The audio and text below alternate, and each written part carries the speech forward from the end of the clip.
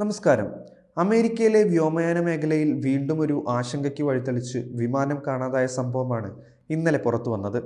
എന്നാൽ കാണാതായ വിമാനം തകർന്നു വീണ നിലയിൽ കണ്ടെത്തിയിരിക്കുന്നു. US സംസ്ഥാനമായ അലസ്കായിൽ നിന്നാണ് 10 യാത്രക്കാരുമായി പറന്നുയർന്ന ചെറുവിമാനം കാണാതായത്. വിമാനത്തിലുണ്ടായിരുന്ന 10 പേരും മരണപ്പെട്ടതായും അധികൃതർ അറിയിച്ചു. ബെയറിംഗ് എയർ സർവീസിന്റെ സെസ്ന 208B ഗ്രാൻഡ് കാരവാൻ വിമാനമാണ് റഡാറിൽ നിന്നും അപ്രത്യക്ഷമായത്.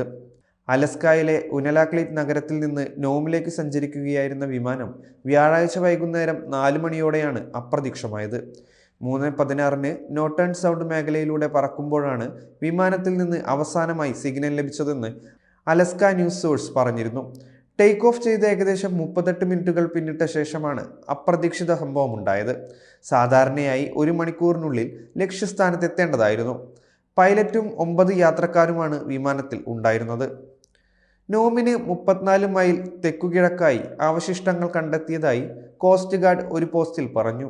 അതിൽ മഞ്ഞിലെ അവശിഷ്ടങ്ങളുടെയും തിരച്ചിൽ സംഘത്തിലെ 2 അംഗങ്ങളുടെയും ചിത്രമുണ്ടായിരുന്നു.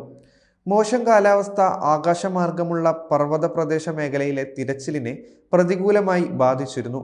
റഡാർ ഡാറ്റ അനുസരിച്ച് വിമാനത്തിന് അതിവേഗം ഉയരവും വേഗവും നഷ്ടപ്പെട്ടതായി അലസ്കായിലെ കോസ്റ്റ് ഗാർഡിലെ ഉദ്യോഗസ്ഥനായ ബെഞ്ചമിൻ കോബിൾ പറഞ്ഞു.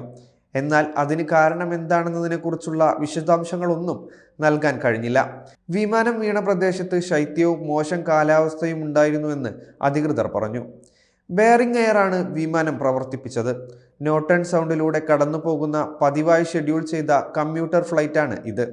ഉനലാക്ലീറ്റിൽ നിന്ന് നോമിലേക്ക് 150 മൈൽ യാത്രയാണുള്ളത്. വിമാനത്തിലുണ്ടായിരുന്നവരുടെ കുടുംബത്തെ അറിയിച്ചിട്ടുണ്ടെങ്കിലും പേരുകളൊന്നും പുറത്തുവിട്ടിട്ടില്ല.